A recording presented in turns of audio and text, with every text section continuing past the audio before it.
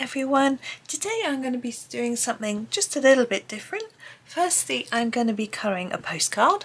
So this is from Hanna Karlzon Seasons postcard book. So I'm going to be doing this, but as a little bonus, I am going to be giving away this postcard to someone watching this video, perhaps.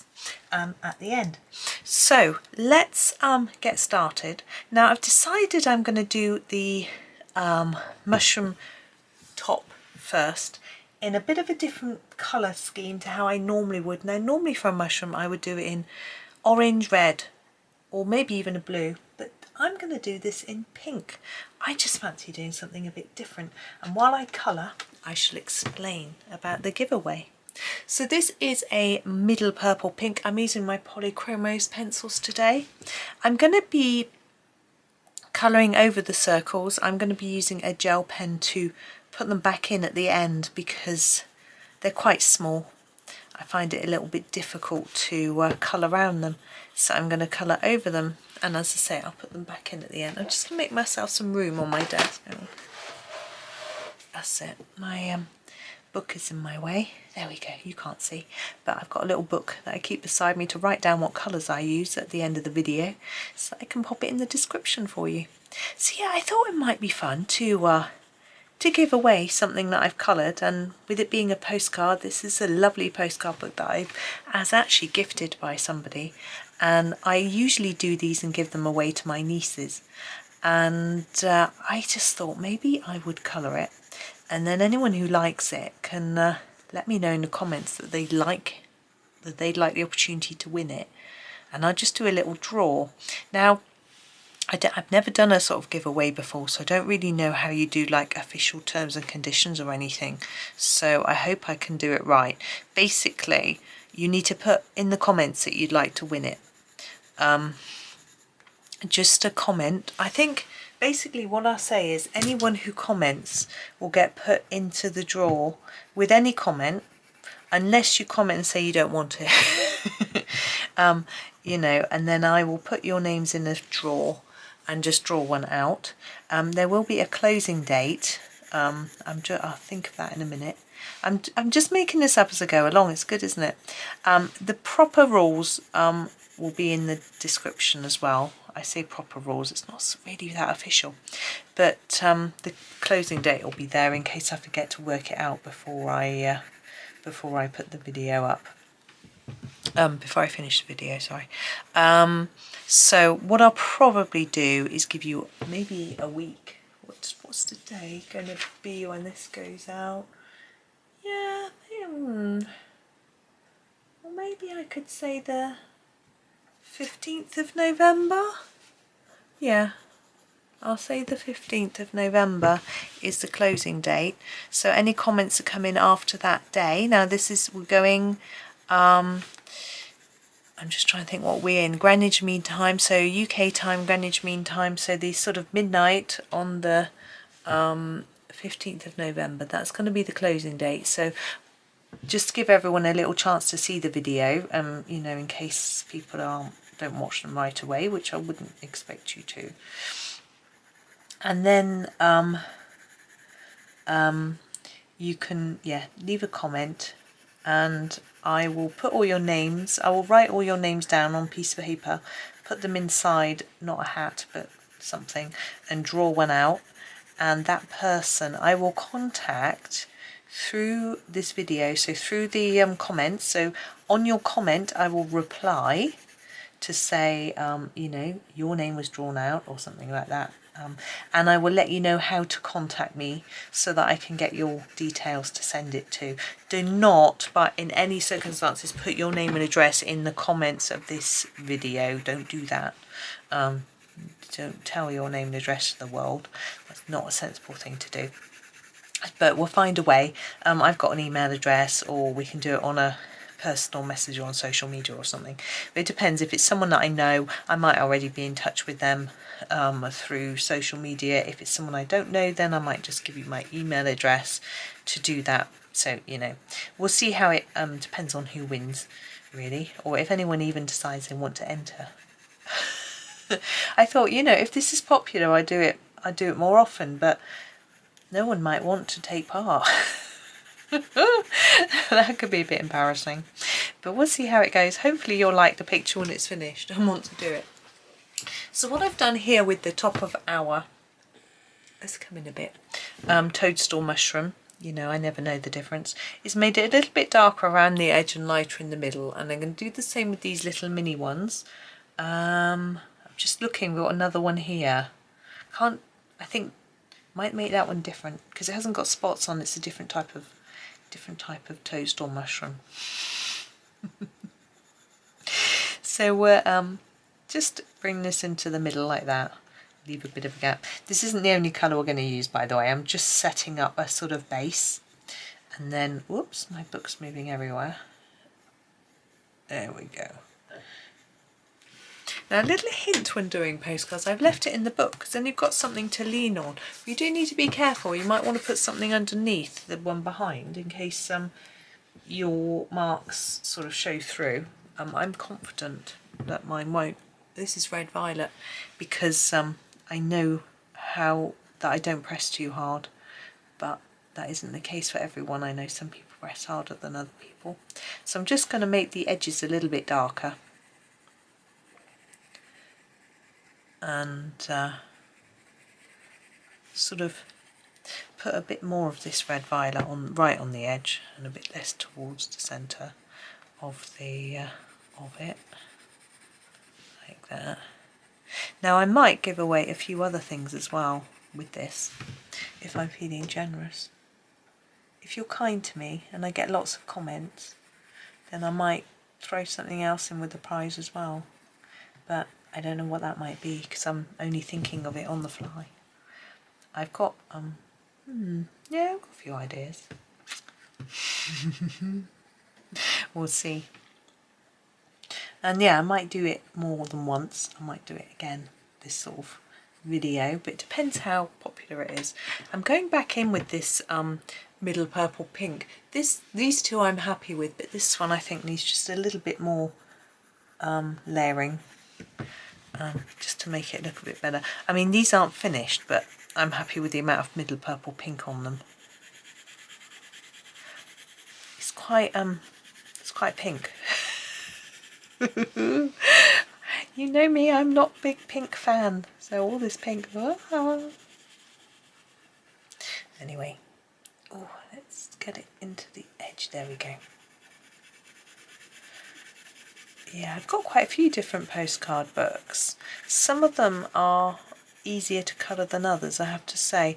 Johanna Basford's, I get hers. Now, I don't know if many of you would know where to get them. Because, well, I can't remember where. I used to get them from Book Depository. This is like magenta, and I'm going to use this for a lighter colour towards the middle. With these, I'll show you, I am going to start nearish to the edge. And then just put a little bit more in because I don't want it to be completely white in the middle there, but I don't mind leaving a little bit, but just not too much. Yeah, I think I got them from Book Depository, so I don't know if I'll be able to get them anymore. Anyway, they're German, the ones I get. She doesn't release her postcards in English. I mean, these are English. It's some because it's Seasons, which is in English. But no, Johanna Basford doesn't. I don't know whether it's that her UK publishers just don't think it's worthwhile. You know, maybe they don't sell enough. I'm wondering, maybe postcards aren't popular with people, English people, very much. Right, let's do our gills next. Now, I often do them in a browny grey, which looks like a sort of traditional mushroom, I guess you could say, but because we're going with a pink, I think just a cold grey will probably be better.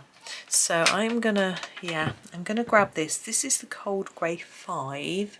It's fairly dark, and my plan is to make it a little bit darker along this edge here.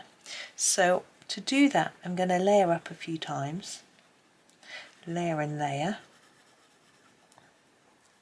Make sure you get the colour right to the line.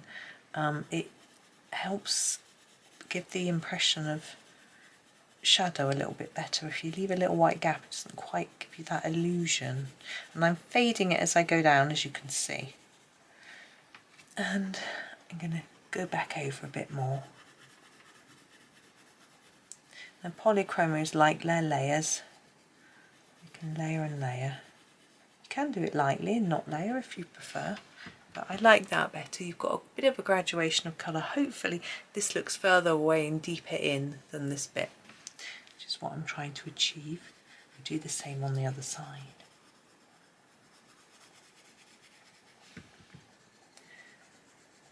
I've been watching, I just had my lunch break and I've been watching the most amazing Instagram reels. I think there was also on Facebook. I'm testing myself trying to remember the person. Can't remember her name. And she does these absolutely gorgeous stop motion animations of little knitted characters that she makes herself. And they just make me smile. They are so, so, so gorgeous. Now, oh, we need to do the ones under here. I'll find her name out for you because I think you will be going, well, you've got to tell us now. So I've happen to have a tablet beside me and I'll just look it up for you. Hang on. It is India Rose Crawford. So if you look up India Rose Crawford on Instagram, I'm pretty sure she's on Facebook too. And you can find these most gorgeous stop animation little knitted characters. Just amazingly sweet. And as I say, just made me smile. Not that I was stressed today, thankfully, despite my son going, oh, my laptop's run out of battery, what am I to do? I don't know, you're 12 miles away and I haven't got a car. Anyway, this is Cold Grey 3. Luckily, he can use the university computer. I'm going to do the stem with this. I'm going to ignore all these pretty little details for now. I'm just going to do a really light, I'm not pressing very hard, layer to start with. And I'm thinking, because normally for a stem of a mushroom, I would try and make it look rounded, which I can do down here quite easily, but we've got all these lines and bits, and I'm wondering whether I'm going to be able to do it. I think I'm just going to try and see what happens. Got a lot of little fun bits down here. So, dark along the edge. You could even use a darker pencil if you wish. I'm just going to go up to there and up to here. I always find those bits can be a bit, I don't know, tricky. And then a bit less as we go into the middle.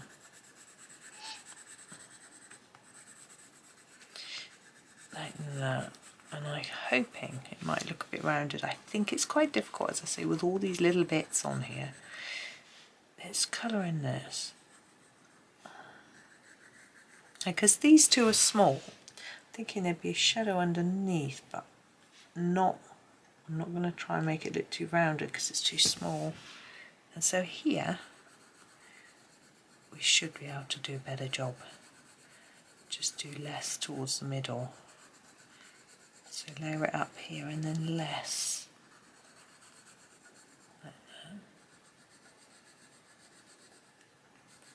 Yeah, so anyway, I love those little stop motion animations. I've seen some good Lego ones as well, but these are just particularly cute. Lego isn't usually cute, it can be, but they're just, oh, just so dear.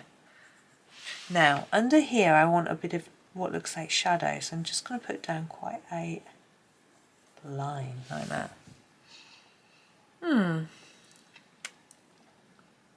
I'm okay with that, but I'm just pondering what to do with these. I think I'm just going to do them a bit darker. Should go really dark. Yeah. Let's use this. It needs sharpening. This is the Cold Grey 6, so I'm going to sharpen. There we go. So Cold Grey 6, and I'm just going to go around on top of the line that's drawn, and then a bit less towards the middle. Same here.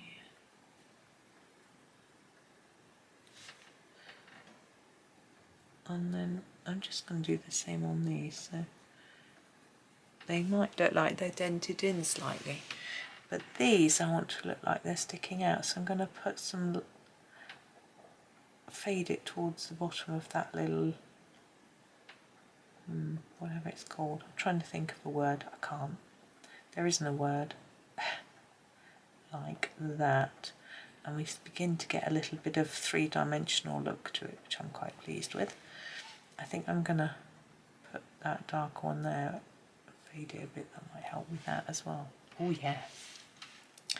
Now with this one, we'll put it darker at the top, all of those three, and the same here. I really want to emphasise there, so that it looks like there's some shadow underneath these loopy bits. That's what they're called. And here.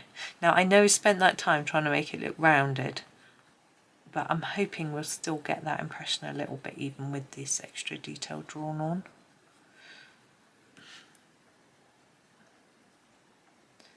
I just remember there's a big firework display tonight. You Americans won't know about Guy Fawkes night, bonfire night. It's a strange tradition, I think. So we have fireworks always on the 5th of November in memory of the fact that there was a man called Guy Fawkes, just going to put a bit of shadow under here, who apparently, there are different stories and rumours, tried to blow up Parliament and kill the king, who happened to be, was it James the Second, I think. Dear, I really should check out my history before telling this story. I'm going to come in a bit closer for all these little itty bitty details. We're not going to worry about the rain and the sky at the moment. We're just going to do these. Now I think these bits look a bit like grass. So I'm going to do those in a darkish. So just thinking about my background colour, I'm going to do them in a mid green. Chrome oxide green fiery. Now I want them to look slightly like these are slightly rounded, more spherical than flat. So my plan is to try and make it darker all the way around the edge of it all, and it should help to shape it, but because they're small that can be quite tricky. You need a sharp pencil to start with, and I'm just going to do my best. It may not come out that well, but you know, why not give it a go. So anyway, this man called Guy Fawkes tried to blow up Parliament and didn't succeed. There are many different stories about how either I've heard one story that the king promised him something and then didn't give it to him, so he was annoyed, so he decided to commit treason. Or another story where he was actually set up and he was innocent. It's another story. There's all sorts of things. There's even a story that in the town where I live, he was around in this area for some reason or another. I don't quite remember why. I read it on the wall. We have a coffee shop in town. It's got a bit of history of the town in it. I don't even know how true it is. Apparently they used to roll barrels of gunpowder down our high street, which is really steep, and chase them. Why, I do not know.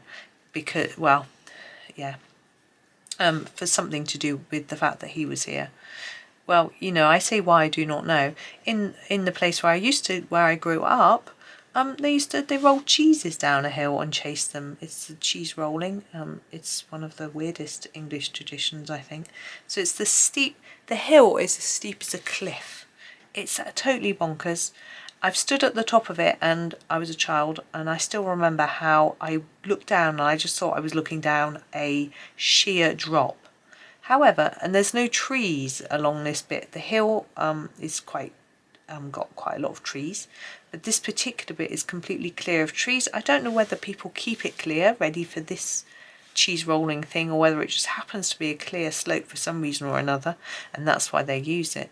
And they roll a double Gloucester cheese down the hill because that's nearest to where we are, where that place is, and people chase it. Now, every year the police say they want to ban it because it's so dangerous. You can imagine. I know someone who did it. I worked with someone actually who had a go, and he broke his arm. He was very lucky. Everyone thought he was a bit of an idiot for even trying, but obviously some people do win. But you just win a cheese. I mean, really, just buy a cheese. It's like a wheel of cheese, you know. It's like, really? But they keep, you know, it's a voluntary ambulance group, I think, attend, but it's a little bit tricky because of the health and safety aspect. But anyway, and also the amount of traffic at that particular time when normally that's quite a quiet area. So there's my grass. I hope you can see that it looks very slightly three-dimensional. It's just a little bit of a try because it's so small you can't really do loads with it. Now we have these, let's have a look. We have triangles, or pyramids they are, aren't they? We have this big sphere, mini spheres. We have these gemstones, and we have circles, and a mushroom. Let's do the mushroom first, it's easier. Right, this is my traditional mushroom colour, which I think I will do for this one, which is the sky blue. And I'm going to do the sky blue for this top bit. For some reason I always think the bit at the top where you've got this should be lighter, and I've got no idea why I think that, but you know, why not? There we go. And so the bottom bit darker, but in the same sort of family of blues. So I'm going to use the ultramarine. I'm just going to give it a sharpen. I've been meaning to swap out some of my really short pencils. Whoop. My elbow in my pencil. Ultramarine, but I haven't done it yet. This one isn't that short yet compared to some of this. This is this one that needs swapping out. It's getting a bit too small to handle. Okay, so I'm trying to make it slightly lighter towards the centre of our mushroom. Sorry, it's a bit shadowy there. Now I'm thinking this sort of, whatever it is on the top, I'd like the idea that that is over the top of the mushroom, so it's sticking up a little bit. It's hard to describe what I'm talking about. So I want a bit of shadow basically underneath it, and I'm going to grab my Paynes grey if I can find it. Here he is. To do a bit of shadow underneath. It's really fine work. I'm going to get close and look under my glasses because I can't see.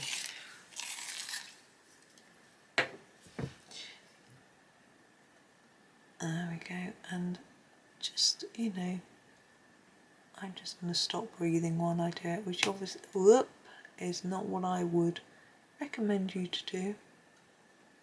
Oh, there we go. Hopefully that looks like there's a bit of a shadow under it. I messed it up a bit, but hey, I'm not going to worry. Right, the stem. I'm going to use the same colour as I did for this one, the Coal Grey 3. But I'm not going to use any other colour, so I'm going to keep it quite light and then just add a darker touch each side if I can. It's quite tricky because it's narrow. Just add a bit here and there. There we go. And then I want the Coal Grey 4. Is it here? No, it's here. Oh. Coal Grey 4. Excuse me. This bit here. And same technique as for the top one. I'm trying to make it a bit darker nearer the edge, like that. Okay, now we have our spots to do. I think I'm going to do them in white, and I'm going to do them now because I might want to add to them later, so I want to give a chance for the white to dry. I'm going to use a Posca. This is my PC1MR white Posca, and I'm just going to go over every dot, including the black line. So it means might hide that one, the ones that's sticking out. Now be careful when you're doing this that you don't put your hand in what you've already done. I try to go left to right and top to bottom, but if you're not right-handed, you may need to come up with another method. If you're not using Polychromos, you may find that these dots don't stay white. They're not staying that white as it is. Some pencils bleed into white pen, especially this colour, so that can be a little bit troublesome, but maybe a neon pink spot suits you. Well, suits your mushroom. I'm not sure about suiting you.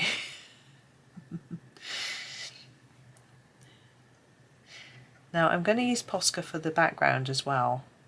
I'm going to do my sky purple to make it look a little bit mystical, and then do my raindrops in silver gel pen. So I'm going, when I do my background, I should sort of draw around those, colour around them, so they still look, so you can, there you go. So you can still see that they're there, basically. Now if this doesn't look very white to you on yours, you can go over it a second time. However, you need to let this dry first, because otherwise you might end up taking off the paint rather than putting on more paint. When it's wet, it behaves a bit oddly. So get your first layer down and let it dry. How long does it take to dry? I'm sure you're all asking. I've got no idea. I reckon 5-10 minutes maybe. I never shut a book with wet Posca pen in for 24 hours, just in case, or any sort of wet medium or pens or whatever, just to give it time to properly dry, because you don't want to ruin the page opposite. But if you just want to put your hand over the top of it or something like that, or put another layer on, I don't think you really need to leave it that long. But I'm always one for being cautious, and why not? There's no harm in just leaving my book out overnight. If you've got pets that are liable to jump on it or whatever, then you need to be a bit more careful. Or children. But luckily I don't have young children who jump on my books, or pets. Right, now I'm going to do the prisms next, and I'm thinking gemstone-y. I was going to go purple, but of course I think that's going to be my background colour. This is violet actually, so I'm not going to use violets. I could use manganese violet, but I won't because it's still a bit close. So let's use a blue. What sort of blue? I'm thinking this is rather pretty. This is a bluish turquoise. I think it's rather nice, and I'll show you what I'm going to do. So I'm thinking one face will be darker than the other, and the one I think that's sort of close to the ground, which I think this one is really, might have more shadow. And I'm just going to fade my pencil up toward the tip,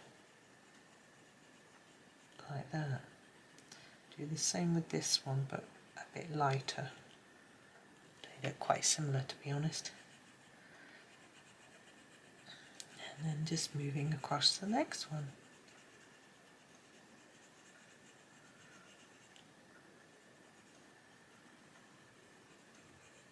There we go. I'm going to darken that one up a bit so it does look different. There we go. Do the same here. And got a big one here. Now I don't really know what this round thing is and what that thing, this overhang is. It's a Christmas pudding, maybe? Don't think so. A lot of you in the USA are going, what's a Christmas pudding? Well, it's sometimes round. These days tends to have be like half a circle. And it's a sort of very rich sponge with nuts, often dried fruits, spices on, and you pour custard or cream over it, make it look like that. A lot of people put brandy on it, things like that. Anyway, let's do a reddish pink, I'm thinking. What colour is that? We've got madder somewhere. There it is. My pencils are all out of order. Thinking the madder might be a good one. And I am going to do these sort of hexagonal gemstones, and what I'm thinking is we start at the bottom dark, a bit less as we go up there. I'm going to basically, the top might be quite light, and on the face I'm going to leave some white, make a bit of a shine like that. Be easier to see on this one that's not half hidden behind the Christmas pudding. Oh, sorry. A bit obsessed with Christmas. I was watching a Christmas video earlier. Yes, I know. It's not December yet.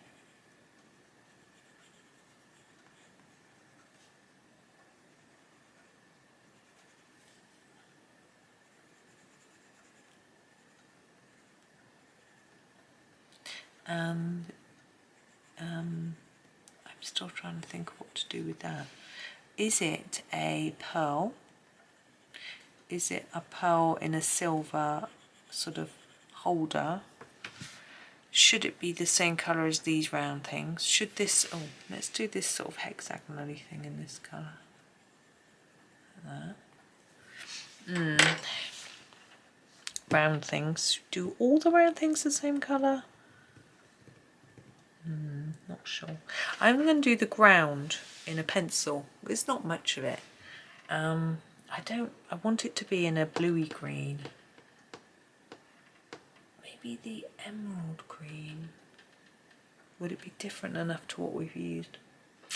Don't know. Or maybe I should go darker. Yeah, I'll go darker. If I do deep cobalt green, that's quite dark. Now I want to go up and down really. It doesn't feel the natural way. I'm just gonna, because it's sort of grass, I'm thinking. Like this. I don't want to go outside of the lines though.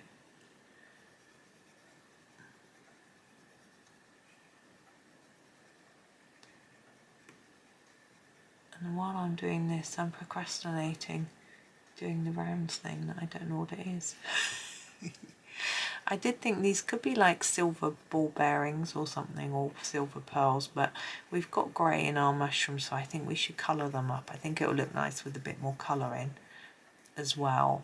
I'm wondering whether to go light, light pink or light purple, or I think that's probably the best idea. Now the sky I'm going to do in Posca because it's easier to cover a big area in a more flat colour if you're using a pen like a Posca. It's a acrylic paint pen, but you could easily do it in pencil. I was thinking I was going to do it black, like night, and then I sort of thought about the rain and thought, you can see the rain. If it was really that dark at night and it's black, you wouldn't see the rain. So I'll just colour all over that, you know, it's fine. So I thought maybe not black, but I'd quite like a sort of, I decided I wanted a sort of nice cold coloury mix, which is why I went for the pinks and blues and bluey greens. So I thought a purple, you know, might just work, and it'll still look a bit dark. I thought it might look a little bit mystical, and so that's why I chose it. And it is a good idea to choose your background first. Don't necessarily do it first. That isn't, I don't think, necessary always. And I always like doing Posca last, not first, because you have to leave it to dry. So I like to do it last. But if you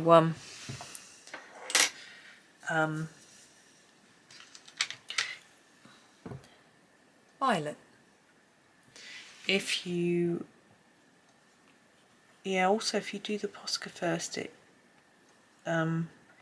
if you just draw over it, you can see it. If you colour over it, it shows that pencil on top of it. And sometimes that's an advantage. I've done it before on purpose, but because I'm not very good at staying in the lines, I think it's better to do it after, for me. Don't think I'm going to do these three in the same colour as all these little ones, but I haven't really decided yet. Still undecided. You could erase if you did that, but I'm not. I don't think it shows that much.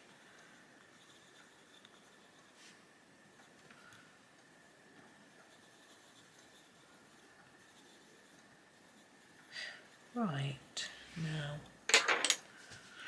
I am thinking, yeah, let's go for the blue violet.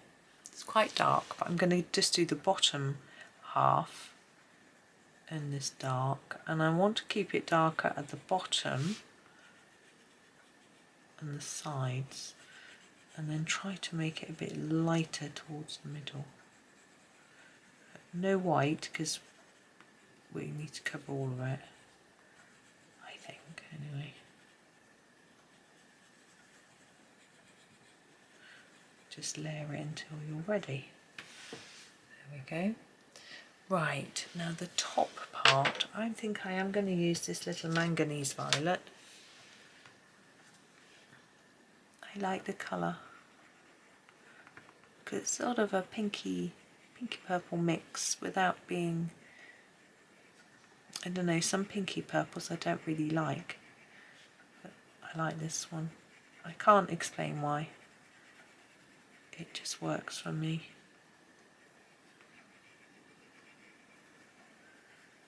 There we go. Now I'm going to put a little shadow underneath the that thing again, like with the Paynes grey, like I did on here. You might see better on this one what I'm doing. I'm just trying to tuck my colour in under the black line that's drawn there already to make it look as if it's slightly sticking out and creating a bit of a shadow. And then I'm going to put some shadow in here as well.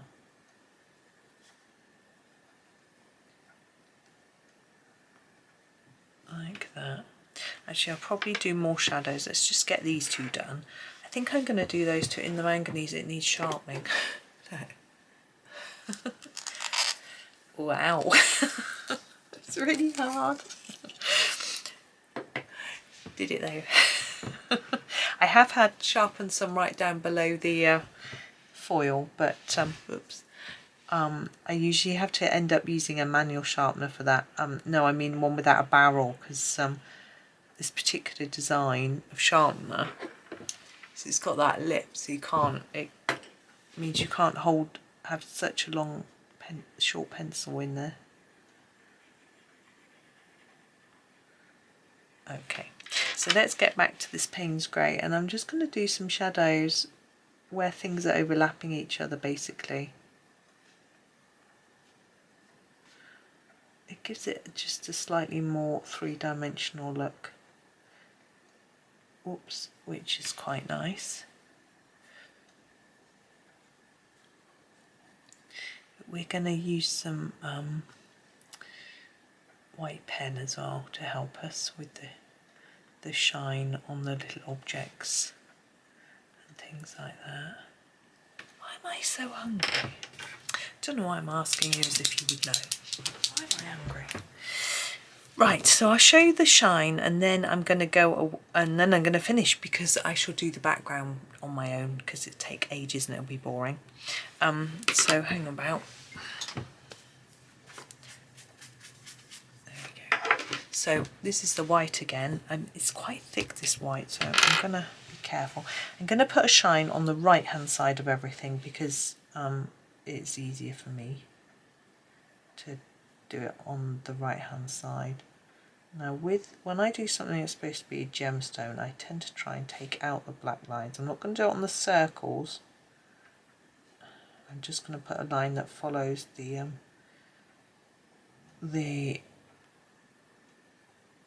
what I do is the line follows the curve. That's what I'm trying to say. Just put a few dots and lines on here to make it a bit more shiny. That's a trick I learnt from Helen Elliston in her instructional books on how to colour. Put one on each side of here.